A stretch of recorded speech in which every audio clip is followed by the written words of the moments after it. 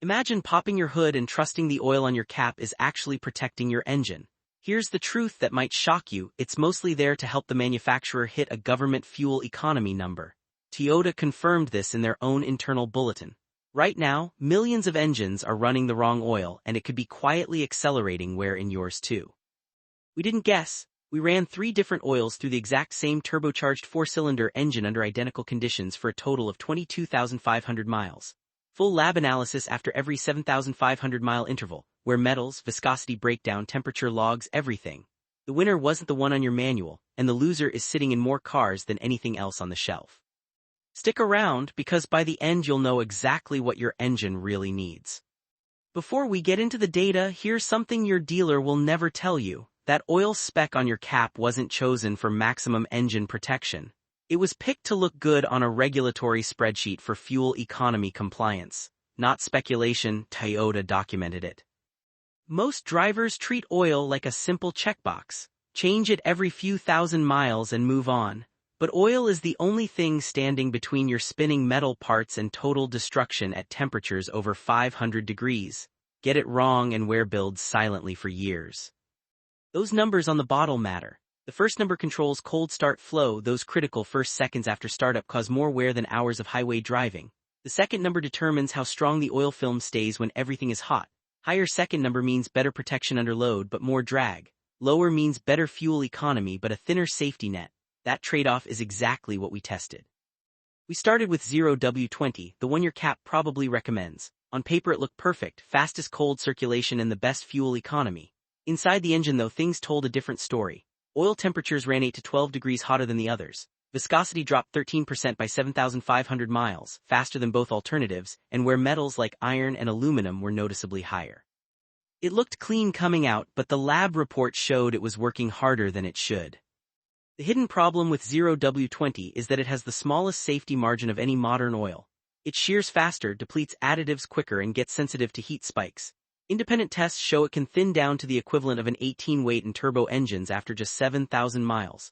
In traffic, on long highway runs, or in hot weather, the protection fades quicker than the miles add up.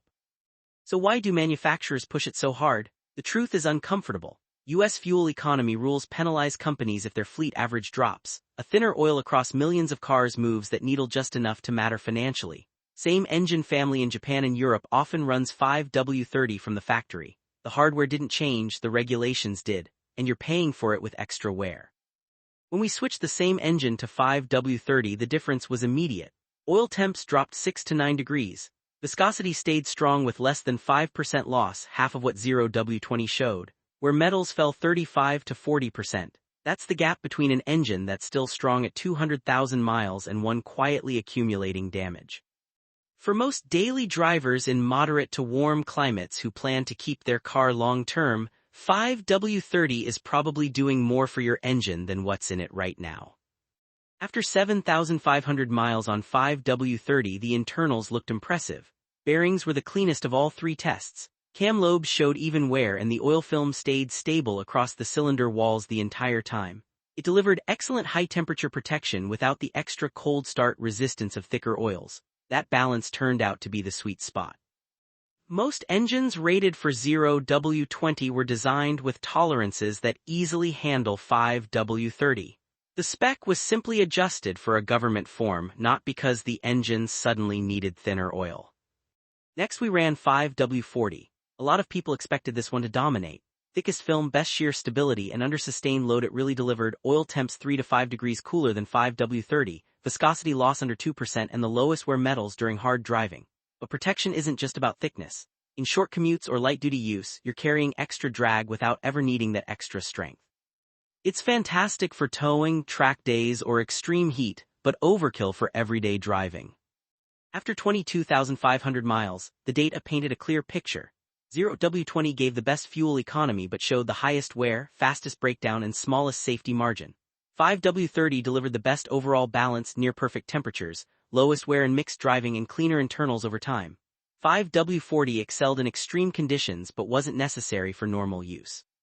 For real drivers dealing with real traffic and real heat, 5W-30 quietly outperformed everything else. Experienced mechanics know this.